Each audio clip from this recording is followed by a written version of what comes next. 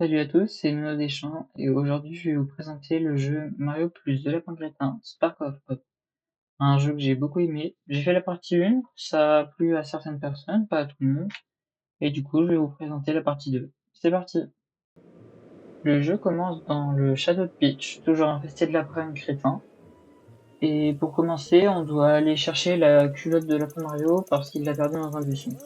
Alors c'est surtout pour nous mettre dans le jeu, nous rappeler un peu les mouvements de base, comment se déplacer, on peut secouer les buissons et tout ça, tout ça.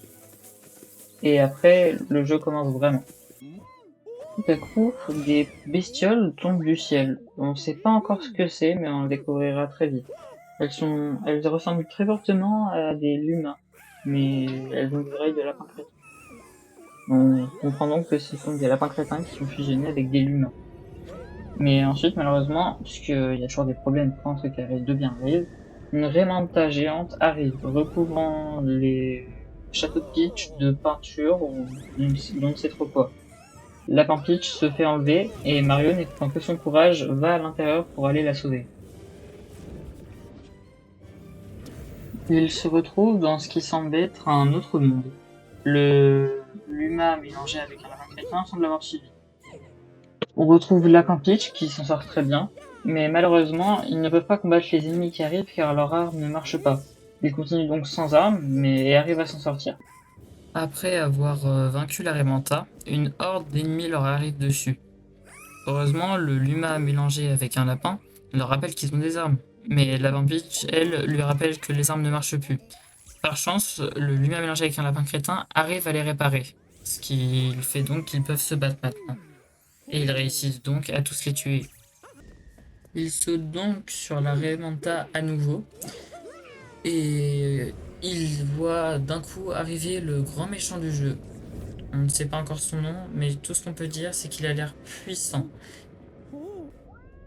Il prend alors contrôle des Goombas qu'il y a sur le Raymanta. On ne sait pas du coup tout d'ailleurs pourquoi est-ce qu'ils sont là. Mais il prend contrôle, c'est ils veulent dire qu'il peut prendre contrôle des ennemis, alors que normalement ces ennemis sont contrôlés par Bowser et non par lui. Bon, bien sûr, ils finissent par les tuer, hein, c'est des Goombas, ils savent les tuer. Mais Cursa, après avoir infligé une bonne raclée, charge une attaque, mais heureusement un vaisseau arrive.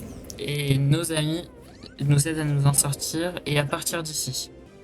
Une fois tous réunis à l'intérieur du vaisseau, nous découvrons Jenny, une intelligence artificielle créée par Bipo pour l'aider et tout ça quoi.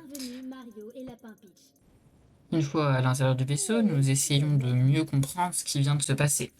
Et surtout, qui est cette étrange petite chose. Jenny confirme que c'est un Luma combiné avec un lapin crétin. Peach ne comprenant pas, car Harmony n'aurait jamais laissé faire ça. Mais à l'évocation d'Harmony, le Luma mélangé avec un lapin crétin, car sachez que les Lumas prennent Harmony pour leur mère, dit Maman, maman, elle est en danger. Aidez-la, c'est à cause de Cursa. En gros, il dit que Cursa, c'est de sa faute si Harmony est en danger. Donc Peach dit que Harmony a dû se faire attaquer par Cursa ou quelque chose comme ça. Jenny nous apprend aussi que Cursa a envahi toute la galaxie avec une énergie corruptive appelée Confusion. Nous nous rendons donc à la forteresse de Cursa. C'est ça notre objectif, c'est de se rendre à la forteresse de Cursa et de dire vas-y arrête de faire tout ça, de le battre et voilà. L'équipe de héros décide d'appeler les lapins crétins fusionnés avec des Lumas Spark, ce qui est plus facile à prononcer que lapin fusionné avec des Lumas. Nous partons donc vers le littoral lumineux qui est la planète la plus proche. Sur chaque planète, nous récupérerons des cristals de confusion qui nous permettront d'avancer de plus en plus de planètes pour aller plus proche de la forteresse de Cursa. Pour chaque planète, je ne détaillerai pas tout ce qui se passe, je vous dirai seulement les trucs importants dans l'histoire. Nous avons ensuite une cinématique où nous voyons Cursa donner vie ou alors contrôler trois ombres dont on ne sait pas encore l'identité ni ce que c'est. Et il leur ordonne d'aller chercher ces créatures. On comprend là qu'il parle des Sparks. Il dit qu'il a besoin de leur énergie. Donc il veut l'énergie des Sparks. Pourquoi? On ne sait pas encore. Mais on le découvrira bien sûr. Nous arrivons donc au littoral lumineux. Et nous découvrons la première planète. Avec la confusion ombre sur la planète, le littoral lumineux n'est pas du tout lumineux. Il y a des nuages partout, il pleut, des éclairs. Bref, il devrait renommer le truc, mais on va arranger tout ça bien sûr. On peut voir un phare au loin, mais on voit des sortes de grandes tentacules noirs. Cela s'appelle des tentacules de confusion ombre. C'est grâce à cela que nous récupérerons les cristals d'énergie qui nous permettront de partir vers d'autres planètes. Sur cette planète, il y a un gardien de la planète, mais je ne les citerai pas car je ne trouve pas cela très utile d'en parler pour l'histoire.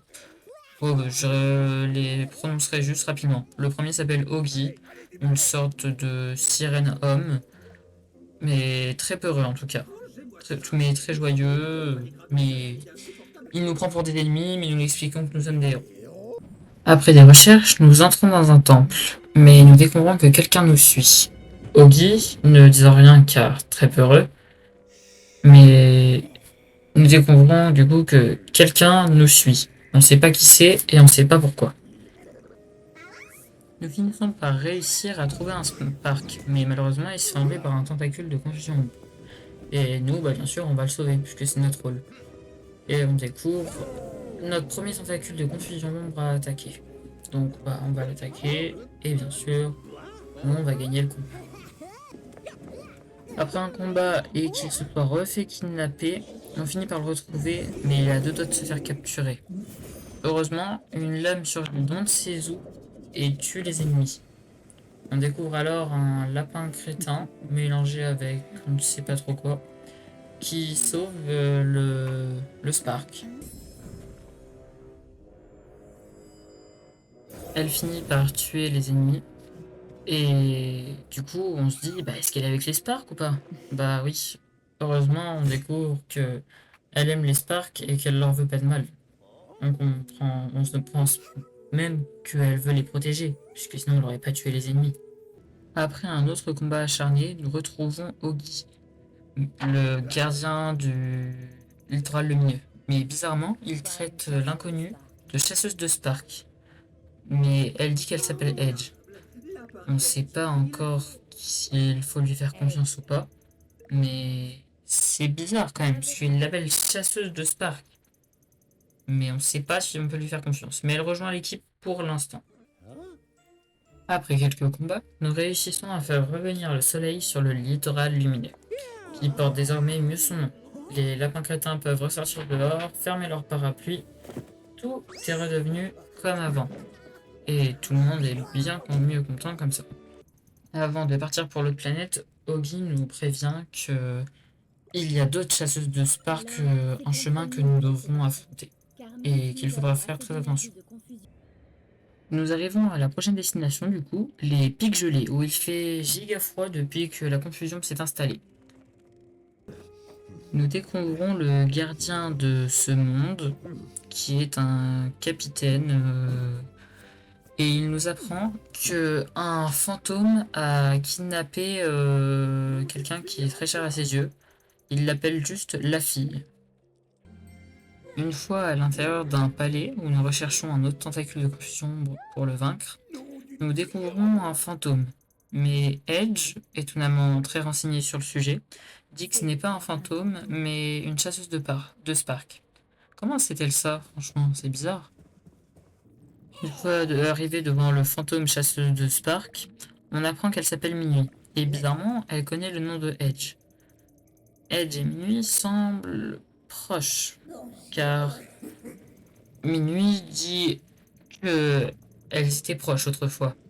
Et c'est bizarre. Enfin, voilà, on se pose des questions, mais Edge ne veut pas répondre en tout cas.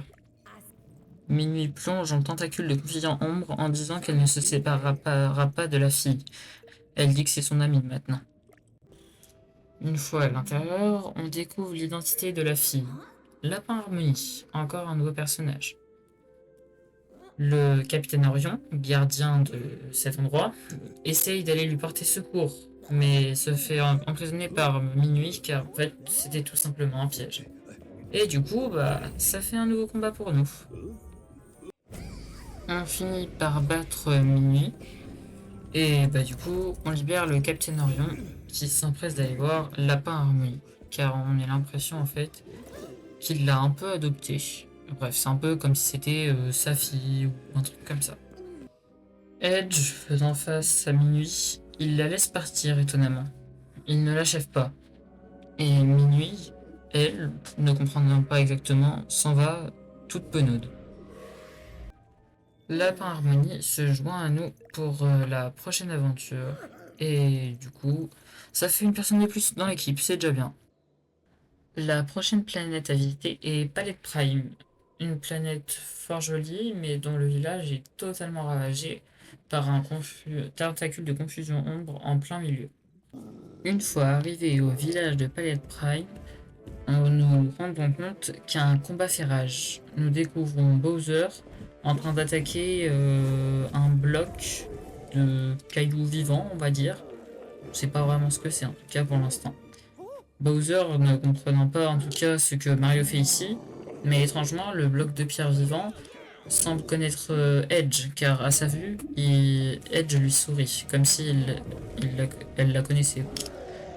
Bibi remporte presque le combat contre Bowser et l'emmène dans le tentacule de confusion.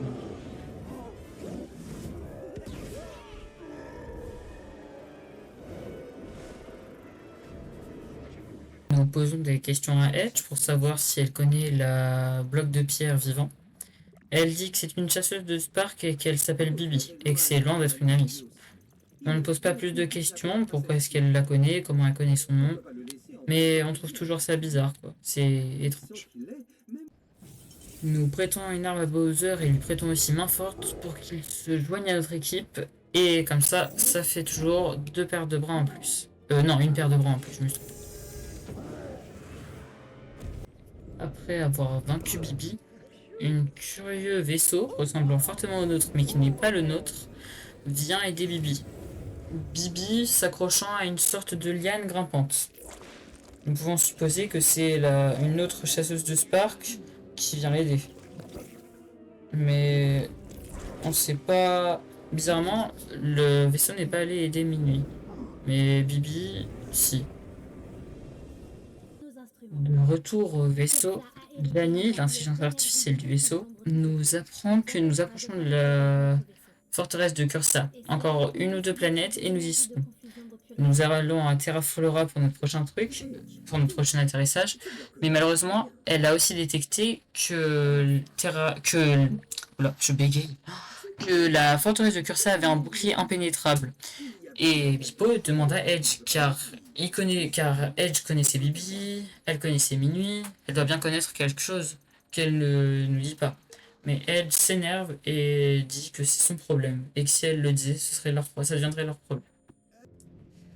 Nous avons ensuite une cinématique où nous voyons Minuit et Bibi en train un peu peureux, enfin peureuse du coup, et une autre chasseuse de Spark sans doute qui s'approche de Cursa et lui offre donc des Sparks.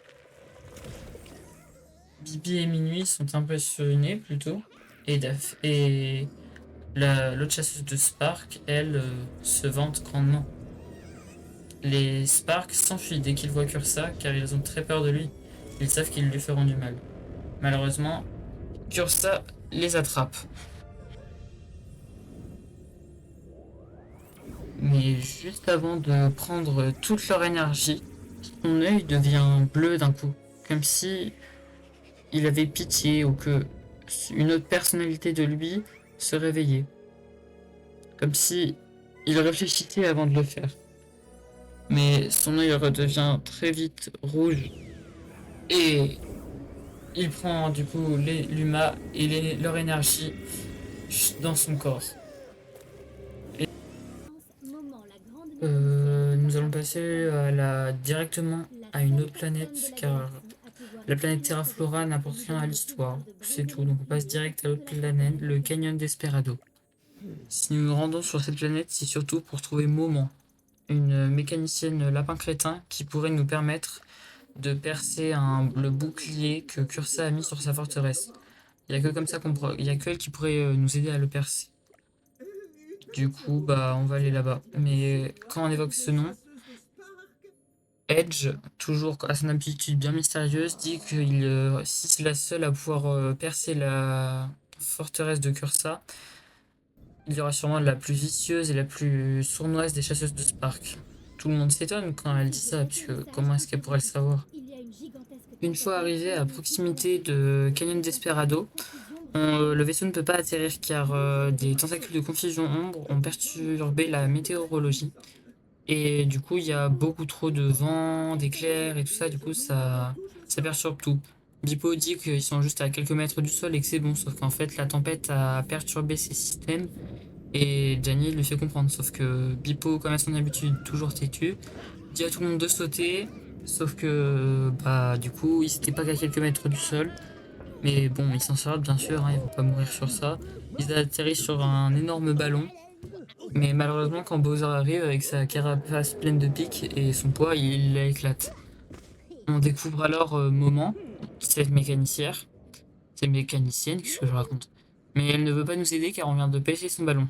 Et on finit par la convaincre de nous aider, mais il y a une condition. Elle veut qu'on aille réparer le moulin qui perturbe toutes les météorologies et tout ça.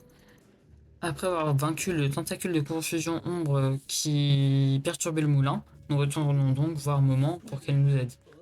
Mais Edge, sentant le piège arriver, nous dit de ne plus approcher. Et on découvre que Moment n'est pas Moment, mais Daphné. Et Daphné, c'est qui? C'est la dernière chasseuse de Spark, la plus sournoise et la plus cruelle dont Edge avait parlé. Elle nous fait tomber dans le tentacule de confusion ombre. On comprend aussi que Daphné est celle qui a tiré Bibi du camion en voyant la grande plante liane. Et en fait, maman existe bel et bien, c'est juste qu'elle l'a fait prisonnière. Donc nous finissons par vaincre Daphné. Après l'avoir vaincue, malheureusement, Cursa apparaît. Sûrement prêt à nous arrêter, puisque les chasseurs de Spark ne l'ont pas réussi. Mais d'un coup, son œil devient bleu et Harmonie apparaît. Elle ouvre un passage permettant de nous enfuir.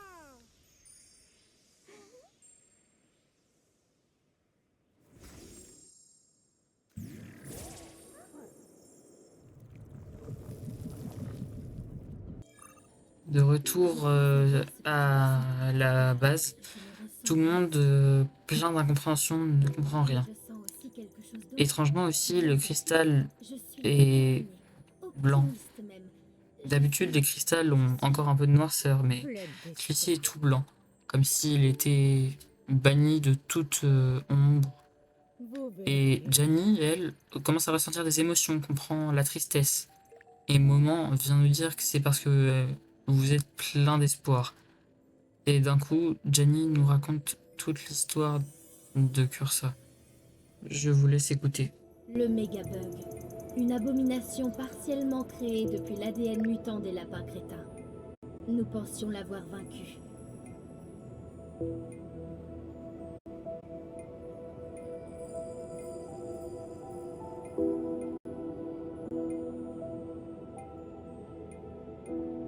Et pourtant, un fragment a survécu.